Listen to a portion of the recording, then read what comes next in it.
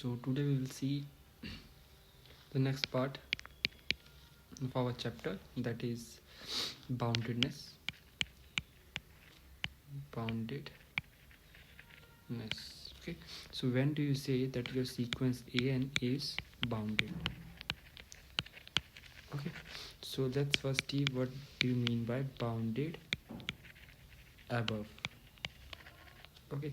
So when you find a real number m such that all the terms of the sequence are less than equal to m for all n, if it is happening there that for all the terms of the sequence are less than a real number m, then you will say that your sequence is bounded above. Okay. Similarly, you can define bounded below. Okay. So when you find a real number m dash, you say okay such that am is greater than equal to this capital M for all n. So this is important. So if it is happening for all n, that is your terms of the sequence or the values that you are getting after a1 a2, after putting a1 a2 a3 up to so on, all the terms of the sequence, okay, less than greater than equal to this capital M, then you will say your sequence is bounded below. Okay. And when you call a sequence is bounded, when it is having a upper bound, okay, and lower bound. So when you have this, you will say your sequence AN is bounded. Okay. So now we will see that how you will show that your sequence is increasing sequence or decreasing sequence. Increasing sequence and decreasing. So increasing sequence. So it's very easy. Let's see this example. As the name suggests, increasing, that means terms of the sequence will increase. Okay. Like this is a1, this is a2, this is a3. So when you are moving to this direction, that means a1 a2 a3 up to so on, your sequence is increasing, right?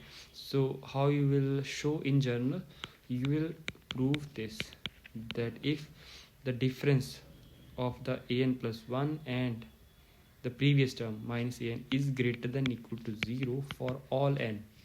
So if it is happening there, that means if a3 minus a2 is greater than 0, a2 minus a1 is greater than 0, any two successive, okay, if you choose any two successive terms of the sequence, then difference between them is positive, right? So if it is happening, then you will say your sequence an is increasing sequence, right? And similarly, if I write my sequence like this,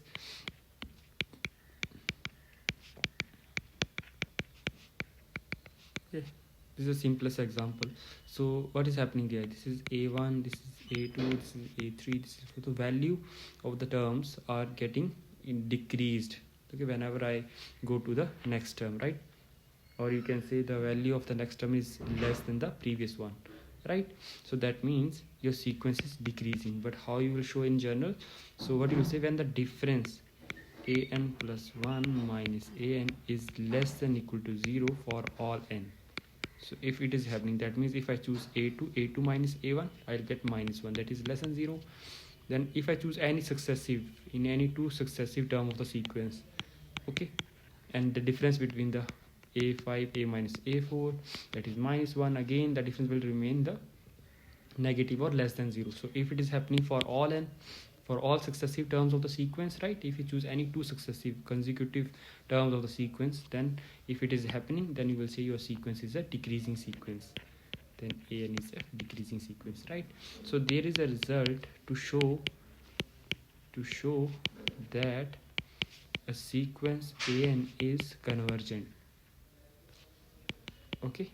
So we have seen earlier that you can show a sequence convergence, you can show that a sequence is convergent by definition. So first thing is that we have learned like this, that for all, if it is happening there, then you will have sequence is convergent. But to use this definition, you must have this value, like you must have L there. Okay, if this is known, then you can use the definition. Okay, but here's another result, that if your sequence an is increasing increasing plus bounded above, then you will directly say that your sequence is convergent, right? And similarly, if your sequence is decreasing sequence plus bounded below, so if it is bounded below, then it again implies convergent. So these are the two results that are very important. Okay, so the one point that you must note here is that we are not concerned about this point L here. We just need to show that our sequence is increasing plus it is bounded above. So if we are able to show this, then we will directly see that our sequence is convergent. We are not bothering about this point L, that where our sequence will converge to, but the only thing that we need to show is that our sequence is a increasing sequence plus bounded above, or decreasing sequence plus bounded below. So if it is happening there, then you will say that your sequence is convergent. For example, suppose this is a sequence here, right? So what you will say, so first let me check n plus 1 minus n, that whether it is increasing or decreasing. So this will happen, then I'll just solve it a little bit further, right? So I'll have minus 1 upon n into n plus 1. That means this will always be less than 0, right? For all n, whatever n that you will put. Okay, so you have solved it, you get this value, and you know that your n belongs to natural number. So whatever natural number that you put here, this will always be less than 0, right? It's for all n belongs to natural number, right? So that means your sequence an is decreasing sequence, right? Now I need to show that it is bounded. So we know that an is here an is 1 upon n, so it will always be less than 1. As it is decreasing sequence, that means first term will be the maximum one, right? So when you put n equals to 1, you will have 1. So all the terms of the sequence will be less than 1. So now you have shown that your sequence is bounded above, right? And all the terms of the sequence will be less than 1, right? So what you have shown here, that sequence is increasing plus bounded above. So these two things you have just proven. So that directly implies that sequence is convergent. And this thing we have done earlier as well. When you plot this thing 1 0, then you a1 will be this, then you will have a2 is half, then a3 is 1 by 3, then a is 1 over 4, and it will go to 0, right? This is what we have done earlier. But here we need not to find this point, that where our sequence is converging, right? So that we just have to show that our sequence is an increasing sequence plus it is bounded above, then it implies, sorry, it is decreasing sequence, it is decreasing sequence and bounded above, and we have to show that it is bounded below. It is bounded above, right? And an will always be greater than 0 for all n, whatever n you will put.